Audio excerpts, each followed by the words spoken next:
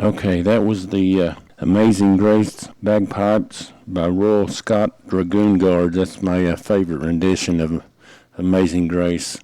And this week's podcast is going to be about the personal family tragedy that happened in our family a week ago. And I thought I should address it in this podcast. I'm going to do the best I can. What I'd like to talk about is the suicide prevention and some guidelines or signs that maybe if someone in your family are having personal issue, the person that may be thinking about suicide or the close members see some of the signs, I'd like to read them to you and maybe give you a little more personal awareness about things that you should look for.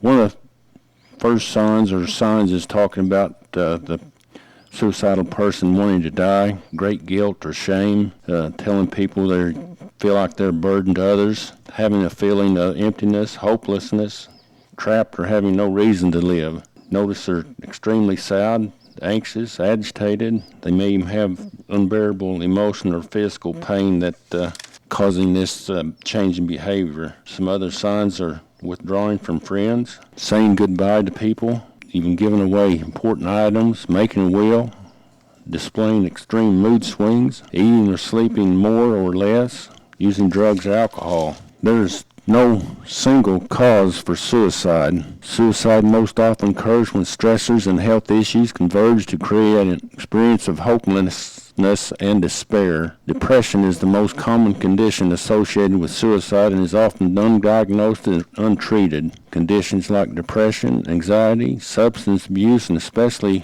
when not addressed, increased risks for suicide. But it's very important to note that most people who actively manage mental health conditions go on to engage in a productive life. I'd like to give out these, there's all kind of information on the internet considering suicide.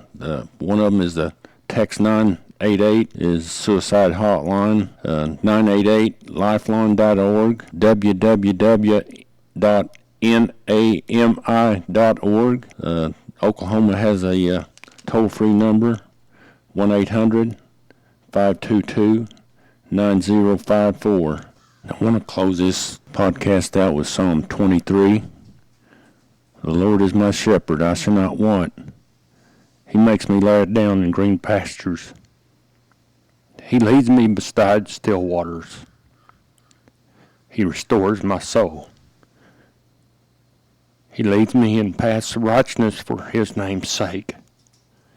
Even though I walk through the valley of the shadow of death, I will fear no evil, for you are with me. Your rod and your staff, they comfort me.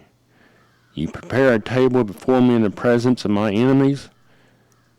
You anoint my whole head with oil, my cup overflows.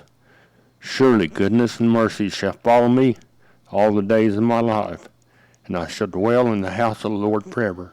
Amen.